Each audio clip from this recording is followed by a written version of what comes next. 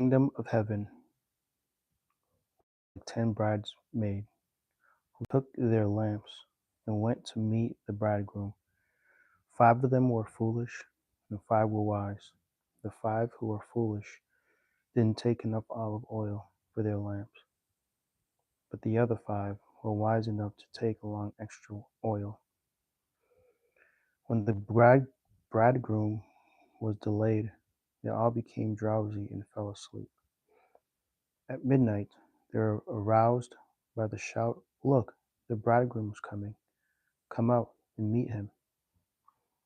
All the bridesmaids got up, prepared their lamps. Then the 5 foolish ones asked the others, "Please give us some of your oil, because our lamps are going out." But the other replied, "We don't have enough for all of us. Go to a shop and buy some for yourself." But while they were gone to buy oil, the bridegroom came. Then those who were ready went in with him to the marriage feast, and the door was locked. Later, when the other 5 bridesmaids returned, they stood outside, calling, "Lord, Lord, open the door for us." But he called back, "Believe me, I don't know you, so you too must keep watch, for you don't know the day, hour of my return." Again, the kingdom of heaven can be illustrated by the story of a man going on a long trip. He called together his servants and instructed his money to them while he was gone. He gave 5 bags of silver to one, 2 bags of silver to another, and 1 bag of silver to the last, dividing it in proportion their abilities. He then left on his trip. The servant who received the 5 bags of silver began to invest the money and earned 5 more. The servant with 2 bags of silver also went to work and earned 2 more. But the servant who received the 1 bag of silver dug a hole in the ground and hid the master's money. After a long time, their master returned from his trip and called them to give an account of how they had used his money. The servant to whom he had entrusted the 5 bags of silver came forward with 5 more and said, "Master, you gave me 5 bags of silver to invest. I have earned 5 more." The master was full of praise. "Well done, my good and faithful servant. You have been faithful in handling this small amount, so now I will give you many more responsibilities. Let's celebrate together." The servant who had received 2 bags of silver came forward and said, "Master, you gave me 2 bags of silver to invest, and I have earned 2 more." The master said, "Well done, my good and faithful servant. You have, you have been faithful in handling this small amount, so now I will give you many more responsibilities. Let's celebrate together." Then the servant with the 1 bag of silver came and said, "Master, I knew you were a harsh man, harvesting crops you didn't plant and gathering crops you didn't cultivate. I was afraid I would lose your money, so I hid it in the earth. Look, here is your money back." But the master replied, "You wicked and lazy servant. If you knew I harvested crops I didn't plant and gathered crops I didn't cultivate, why didn't you deposit my money in the bank? At last I could have gotten some interest on it." Then he ordered, "Take the money from this servant and give it to the one with 10 bags of silver. To those who use well what they are given, even more will be given, and they will have an abundance. But from those who do nothing, even what little they have will be taken away. Now throw this useless servant into outer darkness, where there will be weeping and gnashing of teeth." Thanks for joining. But when the Son of Man comes in his glory and all the angels with him, then he will sit upon his glorious throne. All the nations will be gathered in his presence, and he will separate the people as a shepherd separates the sheep from the goats. He will place the sheep at his right hand and the goats at his left. Then the king will say to those on his right, "Come, you who are blessed by my Father, inherit the kingdom prepared for you from the creation of the world. For I was hungry, and you fed me. I was thirsty, and you gave me a drink. I was a stranger, and you invited me into your home. I was naked, and you gave me clothing. I was sick, and you cared for me. I was in prison, and you visited me." Then these righteous ones will reply, "Lord, when did we ever see you hungry and feed you, or thirsty and give you something to drink, or a stranger and show you hospitality, or naked and give you clothing? When did we ever see you sick or in prison and visit you?" And the king will say, "I tell you the truth. When you did it to one of the least of these, my brothers and sisters, you are doing it to me." Then the king, then the king will turn to those on the left and say, "Away with you, you cursed ones, into eternal fire prepared for the devil and his demons. For I was hungry, and you didn't feed me. I was thirsty, and you didn't give me drink. I was a stranger, and you didn't invite me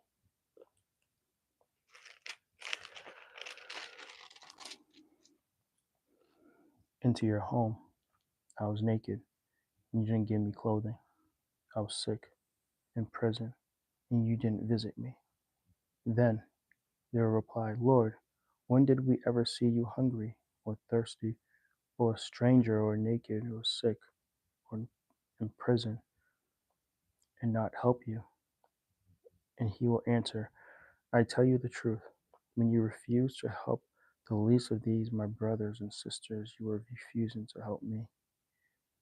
And they will go away into eternal punishment, but the righteous will go into eternal life.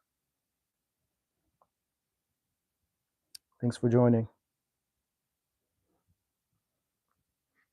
Chapter 26. When Jesus had finished saying all these things, he said to his disciples, "As you know, Passover begins in 2 days, and the Son of Man will be handed over to be crucified."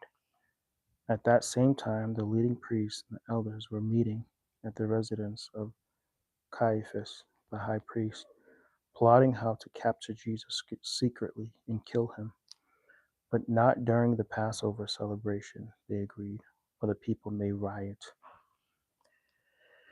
Meanwhile, Jesus was in Bethany at the home of Simon, a man who had previously had leprosy. While he was eating, a woman came in with a beautiful alabaster jar as expensive perfume and poured it over his head. The disciples were indignant, and they saw this. "What a waste," they said. "It could have been sold for a high price and the money given to the poor." But Jesus, aware of this, replied, "Why criticize this woman for doing such good thing to me? You will always have the poor among you, but you will not always have me. She has poured this perfume on me to prepare my body for burial. I tell you the truth, wherever the good news is preached throughout the world, this woman's deed will be remembered and discussed."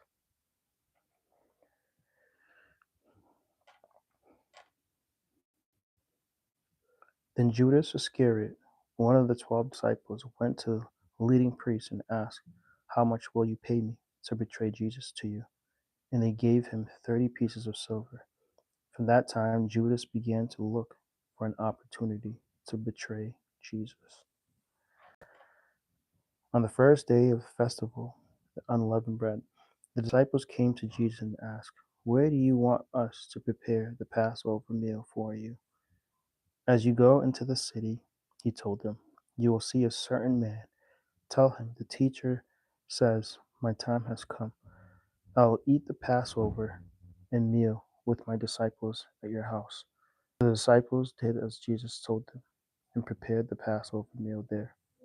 When it was evening, Jesus sat down at the table with the 12. While they were eating, he said, I tell you the truth. One of you will betray me. Greatly distressed, each one asked in turn, am I the one, Lord? He replied, one of you who has just eaten from this bowl with me will betray me. For the Son of Man must die, as the scriptures declared long ago. But how terrible it will be for the one who betrays me. It would be far better for that man if he had never been born. Judas, the one who would betray him, also asked, Rabbi, am I the one? And Jesus told him, you have said it.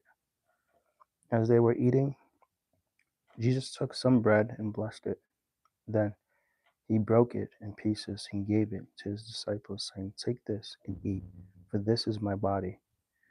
And he took a cup of wine and gave thanks to God for it. He gave it to them and said, each of you drink from it, for this is my blood, which confirms the covenant between God and his people. It is poured out as a sacrifice to forgive the sins of many. Mark my words, I will not drink wine again until the day I drink it new with you in my Father's kingdom. Then they sang a hymn and went out to the Mount of Olives.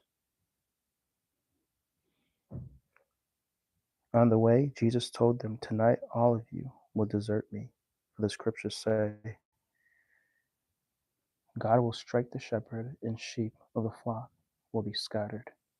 But after I have been raised from the dead, I will go ahead of you to Galilee and meet you there. Peter declared, even if everyone else desert you, I will never desert you.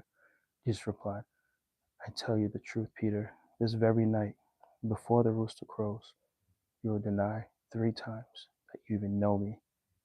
No, Peter insisted. Even if I have to die with you, I will never deny you. And all the other disciples vowed the same. Hey guys, thanks for joining. Then Jesus went with them to Olive Grove called Gethsemane and said, sit here while I go over there to pray. He took Peter, Zebedee's 2 sons, James and John, and he became anguished and distressed. He told them, my soul is crushed with grief to the point of death. Stay here, keep watch with me. He went on a little farther and bowed with his face to the ground, praying, my Father, if it is possible, let this cup of suffering be taken away from me. Yet I want your will to be done, not mine. Then he returned to the disciples and found them asleep. He said to Peter, couldn't you watch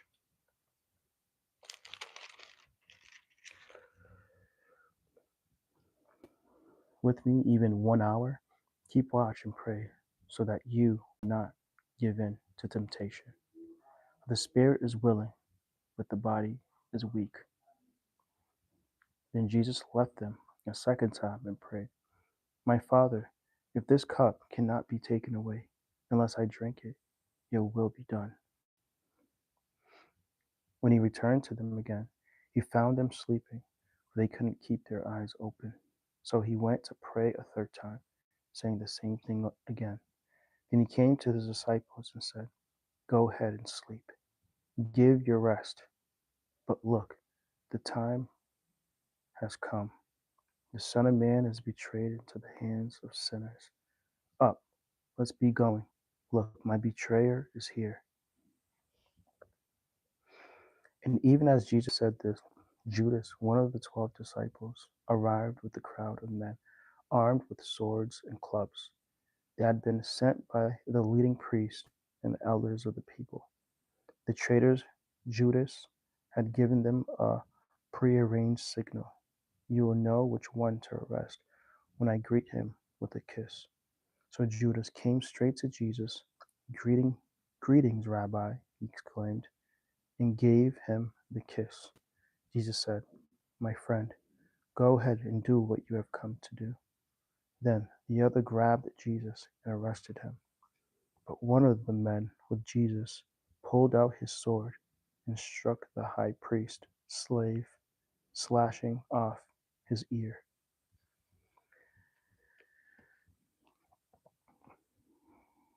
"Put away your sword," Jesus told him. "Those who use the sword will die by the sword.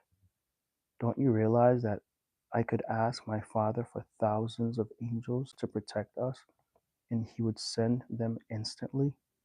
But if I did, how would the scriptures be fulfilled that describes what must happen now?" Then Jesus said to the crowd, "Am I some dangerous revolutionary that you come with a sword and clubs to arrest me? Why didn't you arrest me in the temple? I was there teaching every day." But this is all happening to fulfill the words of the prophets as recorded in the scriptures. At that point, all the disciples deserted him and fled. Then the people who had arrested Jesus led him to the home of Caiaphas the high priest, where the teachers of religious laws and elders had gathered. Meanwhile, Peter followed him at the distance and came to the high priest's courtyard. He went in and sat with the guards and waited to see how it would all end. Inside, the leading priest and the entire house council were trying to find witnesses who would lie about Jesus so they could put him to death. But even though they found many who agreed to give false witness, they could not use anyone's testimony. Finally, one man came forward who declared said, I am. This man said, "I am able to destroy the temple of God and rebuild it in 3 days." Then the high priest stood up and said, "Jesus, well, aren't you going to answer these charges? What do you have to say for yourself?" But Jesus remained silent. Then the high priest said to him, I demand in the name of the living God, tell us if you are the Messiah, the Son of God." Jesus replied, "You have said it, and in the future you will see the Son of Man seated in the place of power at God's right hand and coming on the clouds of heaven." Then the high priest tore his clothing to show his horror and said, "Blasphemy! Why do we need other witnesses? You have all heard his blasphemy.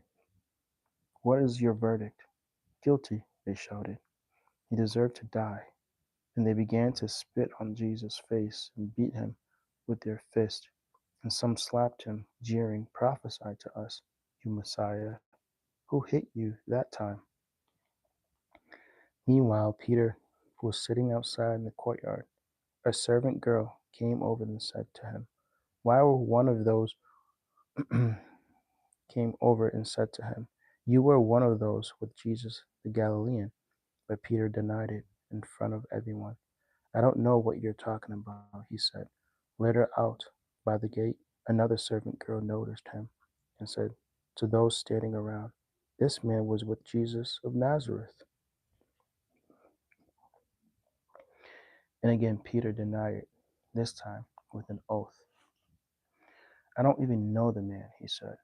A little later, some of the other bystanders came over to Peter and said, "You must be one of them. We can tell by your Galilean accent." Peter swore, "A curse on me if I'm lying. I don't know the man." And immediately the rooster crowed. Suddenly Jesus' words flashed through Peter's mind. "Before the rooster crows, you will deny me 3 times that you even know me." And he went away weeping bitterly. Chapter 27. Very early in the morning, the leading priests and the elders of the people met again to lay plans for putting Jesus to death. Then they bound him, led him away, and took him to Pilate, the Roman governor. When, when Judas, who had betrayed him, realized that Jesus had been condemned to die, he was filled with remorse. So he took the 30 pieces of silver back to the leading priest and the elders. I have sinned, he declared, for I have betrayed an innocent man. What do we care? They retorted. That's your problem. Then Judas threw the silver coins down into the temple and went out and hanged himself. The leading priest, picking up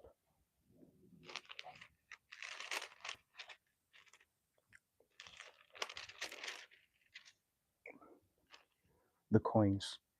It wouldn't be right to put this money in the temple treasury, they said, since it was payment for murder. After some discussion, they finally decided to buy the potter's field, and they made it into a cemetery for foreigners. That is why the field is still called the field of blood. This fulfilled the prophecy of Jeremiah that says, they took the 30 pieces of silver, the price at which he was valued by the people of Israel, and purchased the potter's field as the Lord directed. Now Jesus was standing before Pilate, the Roman governor. Are you the king of the Jews? The governor asked him. Jesus replied, you have said it. But when the leading priests and the elders made their accusations against him, Jesus remained silent. Don't you hear all these charges they are bringing against you? Pilate demanded. But Jesus made no response to any of the charges, much to the governor's surprise. Now it was the governor's custom each year during the Passover celebration to release one prisoner to the crowd, anyone they wanted. This year, there was a notorious prisoner, a man named Barabbas. As the crowds gathered before Pilate's house that morning, he asked them, which one do you want to release to you, Barabbas or Jesus, who is called Messiah? He knew very well that the religious leaders had arrested Jesus out of envy. Jesus then, as Pilate was sitting on the judgment seat, his wife sent him this message: leave that innocent man alone. I suffered through a terrible nightmare about him last night. Meanwhile, the leading priest and the elders persuaded the crowd to ask for Barabbas to be released and for Jesus to be put to death. So the governor asked again, which of these two do you want me to release to you? The crowd shouted back, Barabbas. Pilate responded, then what should I do with Jesus, who is called the Messiah? They shouted, crucify him. Why? Pilate demanded. What crime has he committed? But the mob roared even louder. Crucify him. Pilate saw that he wasn't getting anywhere and that a riot was developing, so he sent for a bowl of water and washed his hands before the crowd, saying, I am innocent of this man's blood. The responsibility is yours. And all the people yelled back, we will take responsibility for his death, we and our children. So Pilate released Barabbas to them. He ordered Jesus flogged with a lead-tipped whip, then turned him over to the Roman soldiers to be crucified. Some of the governor's soldiers took Jesus into their headquarters and called out the entire regiment. They stripped him and put scarlet robe on him. They wove thorns branches into a crown and put it on his head. And they placed a reed stick in his right hand as a scepter. Then they knelt before him in mockery and taunted, Hail, King of the Jews! And they spit on him and grabbed the stick and struck him on the head with it. When they were finally tired of mocking him, they took off the robe and put his own clothes on again. Then they led him away to be crucified. Along the way, they came across a man named Simon, who was from Cyrene. and the soldiers forced him to carry Jesus' cross. And they went out to a place called Golgotha, which means place of skull. The soldiers gave Jesus wine mixed with bitter gall, but he had tasted it. But when he had tasted it, he refused to drink it. After they had nailed him to the cross, the soldiers gambled for his clothes by throwing dice. Then they sat around and kept guard as he hung there. A sign was fastened above Jesus' head, announcing charges against him.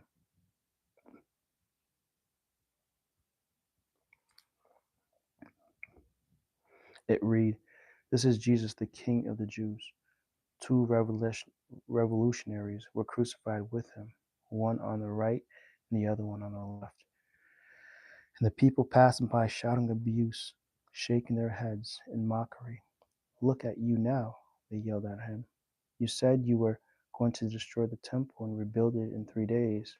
Well then, if you are the Son of God, save yourself and come down from the cross." The leading priests, the teachers of religious laws, and the elders also mocked Jesus. "He saved others," they scoffed, "but he can save himself. So he is the King of Israel, is he? Let him come down from the cross right now, and we will believe in him. He trusted God, so let God rescue him now if he wanted him." But he said, "I am the Son of God." Even the revolutionaries who were crucified with him ridiculed him in the same way. The death of Jesus. At noon, darkness fell across the whole land until 3 o'clock. At about 3 o'clock, Jesus called out with a loud voice, "Eli, Eli, sabachthani," which means, my God, why have you abandoned me or forsaken me?" Some of the bystanders misunderstood the thought. He was calling for the prophet Elijah. One of them ran and filled the sponge with sour wine, holding it up to him on a reed stick so he could drink. But the rest said, "Wait, let's see whether Elijah comes to save him." Then Jesus shouted out again, and he released his spirit. At that moment, the curtain in the sanctuary of the temple was torn to two, from top to bottom. The earth shook, rocks split apart, and tombs opened. The bodies of many godly men and women who had died were raised from the dead. They left the cemetery after Jesus' resurrection, went into the holy city of Jerusalem, and appeared to many people.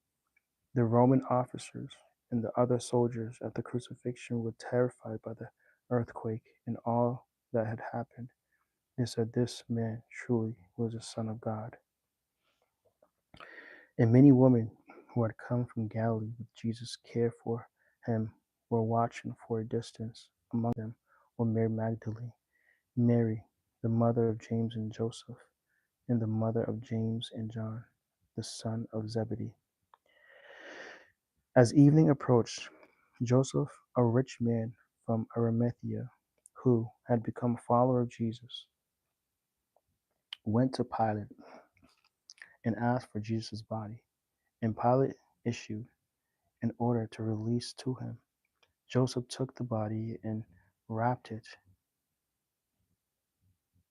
in a long sheet of clean linen cloth. He placed it in his own new tomb, which had been carved out of the rock. Then he rolled a great stone across the entrance and left. Both Mary Magdalene and the other Mary were sitting across from the tomb and watching. The next day, on the Sabbath, the leading priests and the Pharisees went to see Pilate. They told him, "Sir, we remember what that deceiver once said while he was still alive. After 3 days I will rise from the dead.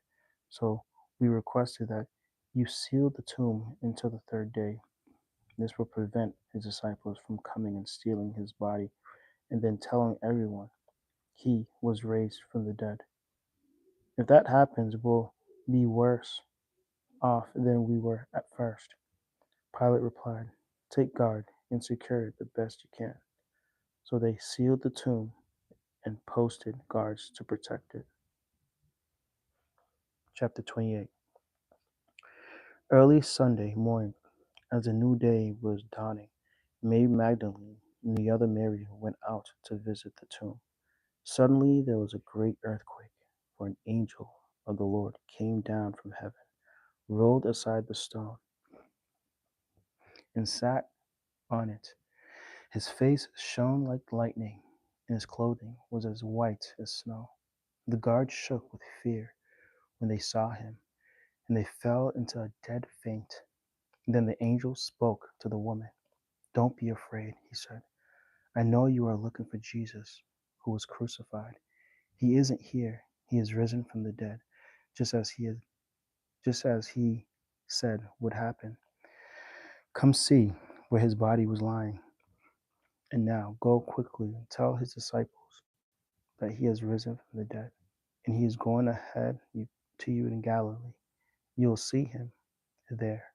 Remember what I have told you." The woman ran quickly from the tomb. They were very frightened, but also filled with great joy. They rushed to give the disciples the angel's message.